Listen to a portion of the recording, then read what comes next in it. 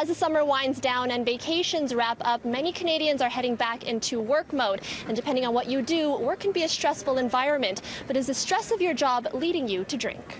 According to a U.S. study, the jobs that have the highest rate of heavy alcohol use are within the mining and construction industries, each at around 17%. Accommodation and food services comes in third at almost 12%.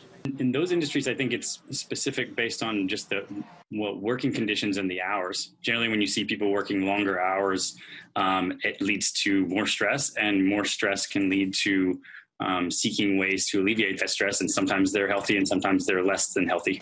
Heavy alcohol use is defined as drinking 5 or more drinks on the same occasion on 5 or more days in the past 30. Stone says this can often lead to alcohol addiction and actually end up having the opposite of its intended effect.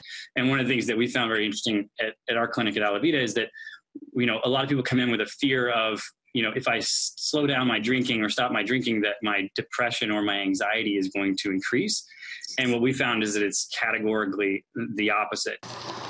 But there's another substance that individuals may choose to cope with stress, one that will be legal across Canada in just under 2 months. I think that they're very similar to what we've seen with alcohol. You basically have marijuana moving into the same sort of paradigm culturally. And I think we can expect the same sort of impacts. According to a recent study done in Colorado by the CDC, in a similar fashion to alcohol, the occupations with some of the highest rates of marijuana use are food preparation and serving and construction. To Stone, the adverse health effects are similar. Generally, cannabis is addictive. The idea that it's harmless, I think, is false.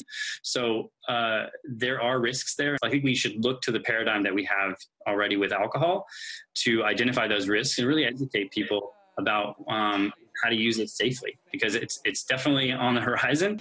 Now, in terms of how to manage stress and drinking, Stone recommends limiting after-hours drinks with coworkers to wine and beer only, no hard liquor, and no more than 2 to 3 drinks per sitting. He also says to avoid drinking daily. Many people tend to reward themselves with a drink after a hard day, but he says that can lead to an increase in volume and frequency, and that's how habits become addictions. In Winnipeg, Natividad, City News.